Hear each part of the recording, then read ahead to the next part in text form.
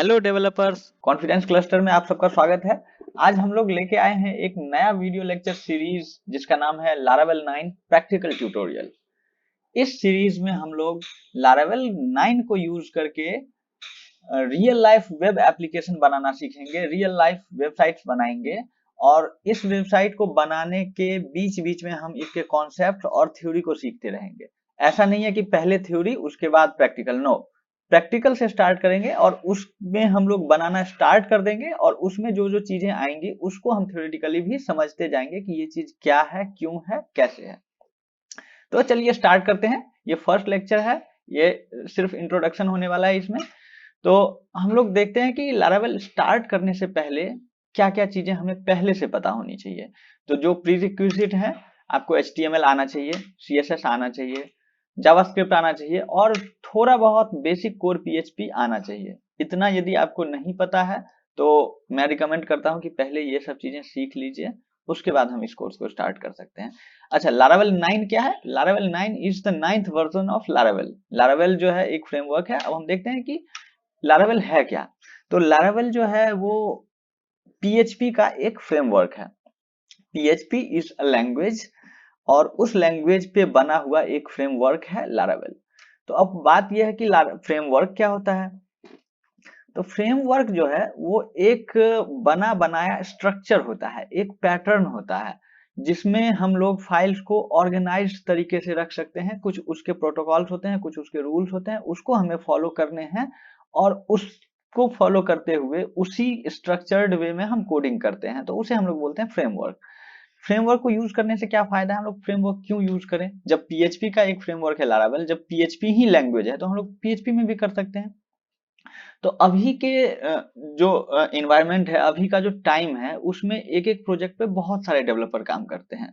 तो वहां पे यदि हम कोई एक फ्रेमवर्क यूज करते हैं तो हर किसी को पता है फ्रेमवर्क, तो हर किसी को उस फ्रेमवर्क का पैटर्न पता है, फाइल्स को रखने का, उसको यूज करने का तरीका सबको पता है, सब कॉमन है। तो इसलिए हम लोग एक ही प्रोजेक्ट पे बहुत सारे डेवलपर्स भी काम कर सकते हैं। दूसरी बात, फ्रेमवर्क में बहुत सारी चीजें ऐसी बनी बनाई हमें पहले से मिल जाती है जो चीजें हमें हर प्रोजेक्ट में जरूरत है ही। यदि हम कोर PHP बनाएंगे तो कोर PHP में कुछ कोडिंग करते हैं तो हर एक कोड हमें खुद से लिखना पड़ेगा। पर यदि हम फ्रेमवर्क यूज करते हैं तो बहुत सारी चीजें बनी बनाई हमें मिल जाती है जो हर प्रोजेक्ट में चाहिए ही चाहिए, तो वो हमें नहीं करना पड़ेगा। ठीक है। बाकी इसके क्या क्या फायदे हैं वो हम आगे जैसे जैसे लेक्चर आगे बढ़ेगा हम लोग देखते जाएंगे। नेक्स्ट चलते हैं, पॉपुलर फ्रेमवर्क ऑफ PHP। जब लारावेल PHP का एक फ्रेमवर्क है तो और कौन कौन सा फ्रेमवर्क PHP का हो सकता है, मतलब है। तो लारावेल है, कोडिग्नेटर है, Symfony, Cake PHP, Yii, Slim, ये सब कुछ कुछ पॉपुलर फ्रेमवर्क के नाम हमने यहाँ पे डिस्प्ले किए हैं। और भी बहुत सारे फ्रेमवर्क हैं जिसमें कोडिग्नेटर और लारावेल सबसे ज्यादा यूज होता है, बट इसमें भी सबसे ज्यादा पॉपुलर फ्रेमवर्क है लारावेल। तो हम लोग लारावेल यूज क्यों कर रहे हैं? सीधा सा बात है, क्योंकि ये सबसे ज्यादा पॉपुलर है, सबसे ज्यादा यूज होने वाला फ्रेमवर्क है। और जो फ्रेमवर्क सबसे ज्यादा यूज हो रहा है उसमें सबसे ज्यादा डेवलपर इन्वॉल्व हैं।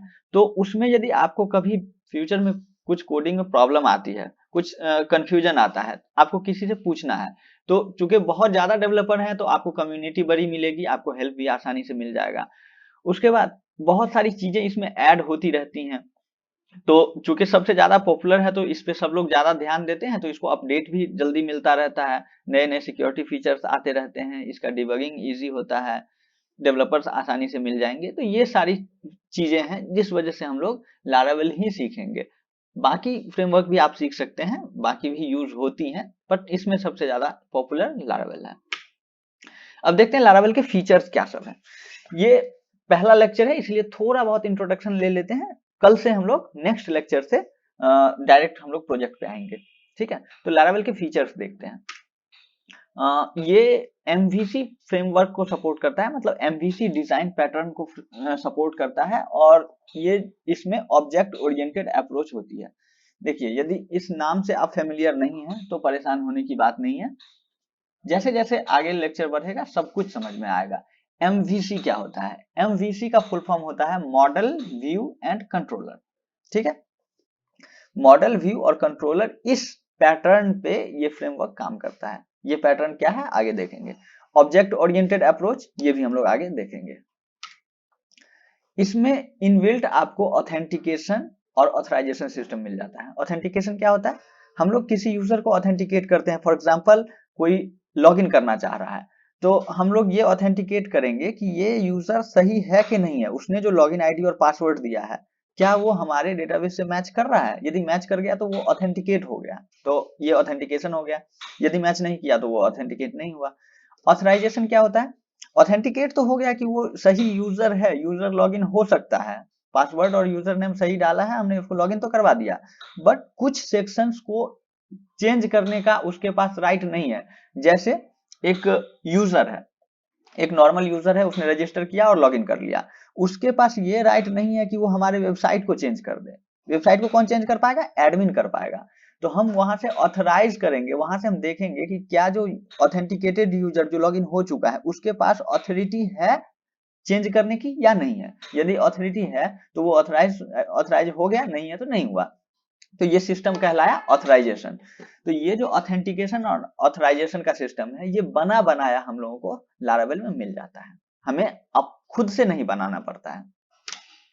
पैकेजिंग सिस्टम, यदि आप पहले नोड वगैरह या जावास्क्रिप्ट का भी कोई फ्रेमवर्क यूज किए हैं तो पैकेज पता होगा। पैकेजेस क्या होता है कि कुछ चीजें बनी बनाई जो कि लारावेल के अंदर पहले से नहीं है, बट वो हम लोग इंस्टॉल कर लेते हैं। जैसे फॉर एग्जांपल हम कोई ऐसा वेबसाइट में एक टेबल है, उसको हम पीडीएफ में सेव करना चाहते हैं या डाउनलोड करना चाहते हैं एज अ पीडीएफ, तो उसके लिए हमें कोडिंग नहीं करनी है, सिंपल हम एक पैकेज को इंस्टॉल कर लेंगे अपने एप्लीकेशन में और ये पूरा का पूरा फीचर बना बनाया मिल जाएगा। इस तरह से बहुत सारे पैकेजेस हैं, तो प्रोजेक्ट में आगे बढ़ेंगे तो सब दिखेगा।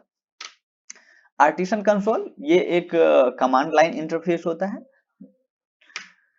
इलोक्वेंट ओआरएम होता है ऑब्जेक्ट रिलेशन मैपिंग, इसको हम लोग यूज करते हैं डेटाबेस से इंटरेक्ट करने के लिए, काफी इजी होता है। मल्टीपल फाइल सिस्टम, आप फाइल स्टोरेज के लिए बहुत सारा सिस्टम यूज कर सकते हैं, लोकल स्टोरेज यूज कर सकते हैं, AWS का S3 यूज कर सकते हैं, क्लाउड स्टोरेज किसी भी तरह का, हमें बस कॉन्फ़िगरेशन में थोड़ा सा चेंज करना होता है, बाकी कोडिंग सेम रहती है। तो ये बहुत सारे फाइल सिस्टम को सपोर्ट करता है। आर्टिसन कंसोल, सॉरी ये रिपीट हो गया। टास्क शेड्यूलिंग, टास्क शेड्यूलिंग क्या होता है कि जैसे हमें एक साथ बहुत सारे टास्क करवाने हैं तो हम इसको शेड्यूल कर सकते हैं कि इसके बाद ये, इसके बाद ये, इसके बाद ये होगा, तो लारावेल वन बाय वन उसी ऑर्डर में उसको एग्जीक्यूट करता है। Event and broadcasting, event and broadcasting real time data broadcasting होता है, जैसे हम लोग जूम पे या गूगल मीट पे ये सब यूज करते हैं। और टेस्टिंग जो है, मतलब हम इसमें टेस्ट केस लिख सकते हैं जिसको हम लोग टाइम टू टाइम टेस्ट करते हैं। तो ये पहला लेक्चर था, इसमें ज्यादा इंट्रोडक्शन में नहीं जाएंगे। नेक्स्ट लेक्चर से हम लोग लारावेल को इंस्टॉल करेंगे और उस पे अपना प्रोजेक्ट स्टार्ट कर देंगे, ठीक है। और ये सब फीचर्स जो है धीरे धीरे जैसे जैसे लेक्चर आगे आएगा एक एक चीजें डिटेल में आपके सामने आएंगी, ठीक है।